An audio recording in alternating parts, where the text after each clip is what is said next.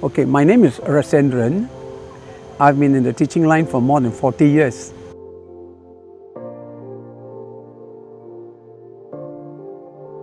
Okay, this has been my first job. Okay, and I really find my love, my passion, my interest in this line.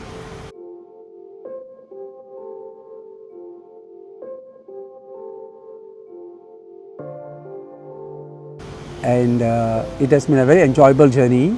After my retirement, some time ago, I've been still engaged in this teaching as a flexi adjunct.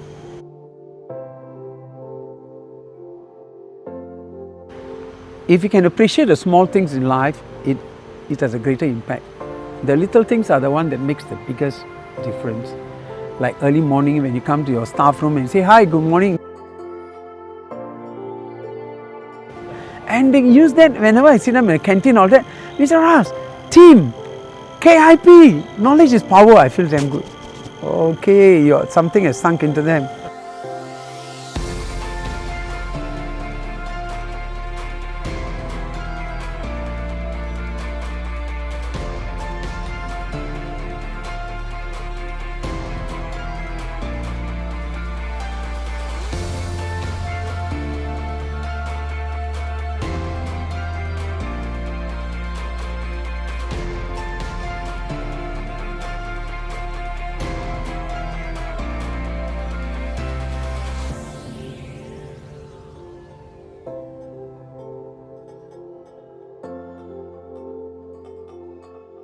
So in 1978, December, I saw the advertisement in the newspaper, Straits Times, and then I decided, hey, why not?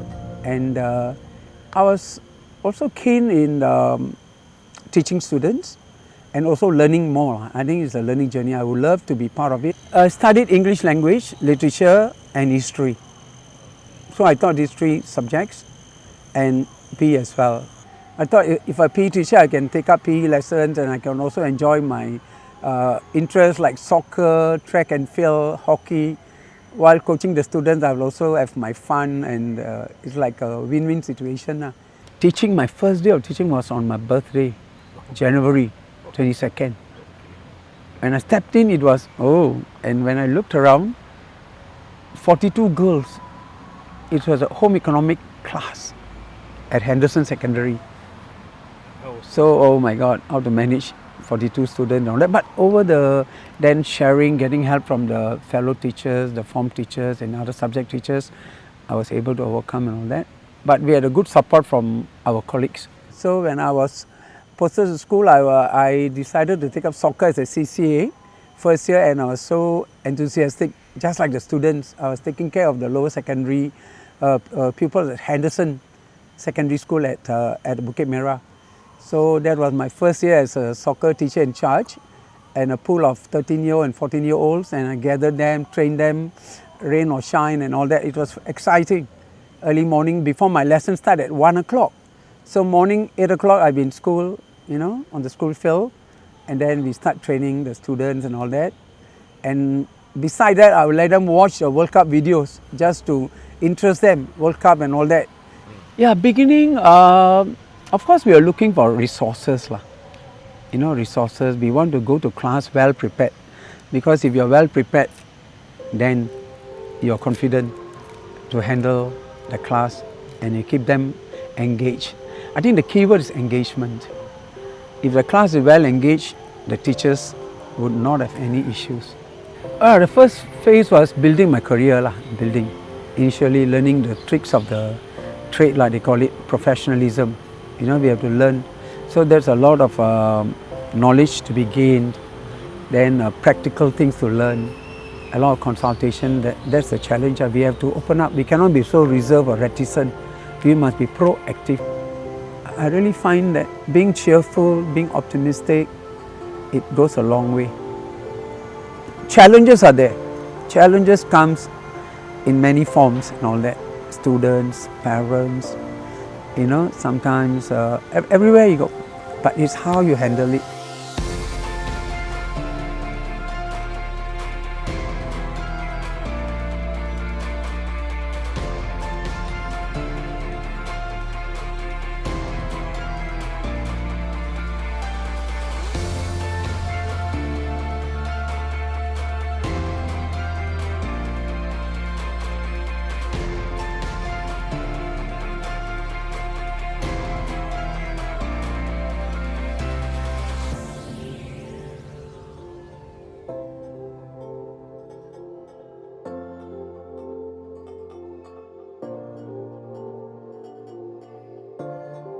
second phase was when we became leaders, our like department leaders, management team. And that's our challenge. We have to really channel a group of teachers under our wing, develop them, coach them, this and that. When I became HOD, I was about 30, early 30s. So that's a time when where you have to also face senior teachers in your department.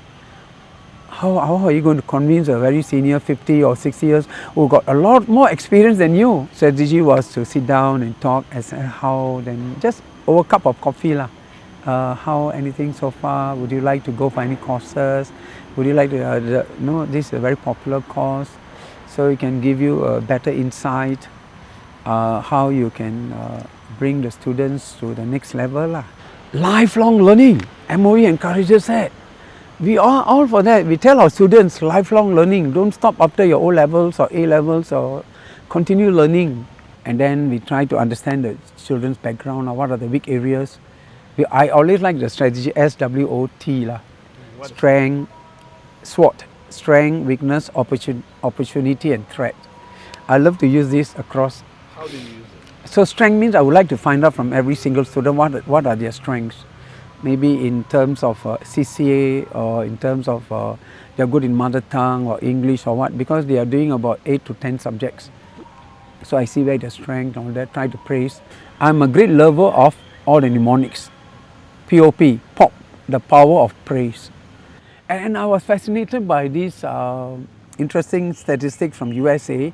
They say per year, in a typical family in the USA, there were 360 odd criticisms, negative comments, and only about 20 or 30 positive comments per child. I was shocked. Hey, how come so much of time the parents are like, not adding to the students, the child's self-esteem and all that. Power of praise, someone was saying that find every opportunity when a student is seen picking up the litter or helping the teacher or coming to open the door for you, praise him on the spot. We are supposed to be on the lookout, be aware of what the students, catch them doing good, not all the naughty things, then where's the chance for your POP? How are you going to praise if you don't look out for the good things? When they tidy the table. Third phase is towards my retirement, the period after in my late 50s and all that. When I'm already going to retire, I need to really try to share whatever I've gathered. When I retired, I was a school staff developer.